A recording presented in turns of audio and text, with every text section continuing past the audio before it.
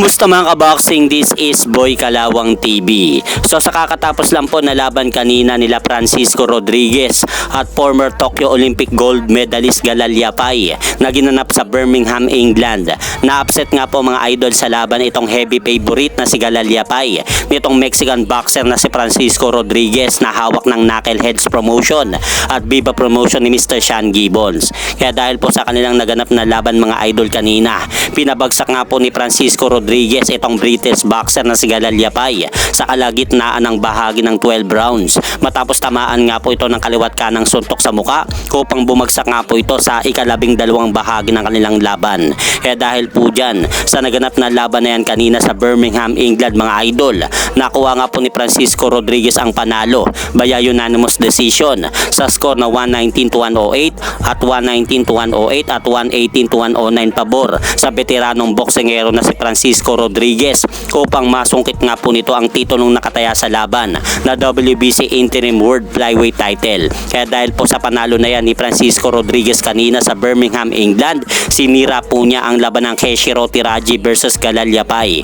Ang saklap nga po mga idol ng nangyari ngayon dito sa British boxer na si Galal Yapay dahil ang inaasam-asam po niyang world title fight ay bigla na lang pong nawala sa kanyang mga palad dahil na-upset nga po siya netong Mexicanong boksingero na si Francisco Rodriguez.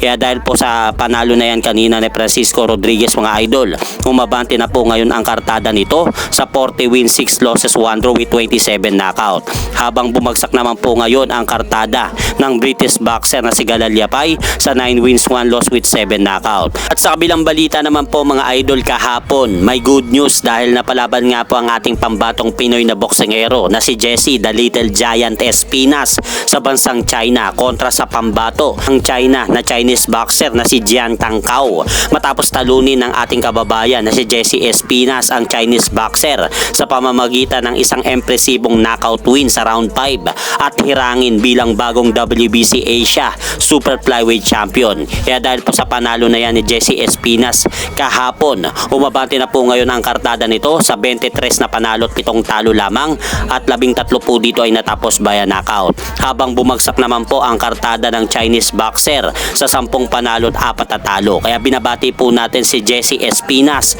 sa kanyang naitalang panalo kahapon sa bansang China. At hanggang dito na lang po muna ang aking update sa mga aganapan sa mundo ng boxing. At syempre mga idol, huwag nyo rin pong kalimutan, pakisuportahan nyo naman po muna ang ating munting channel. Maraming salamat po.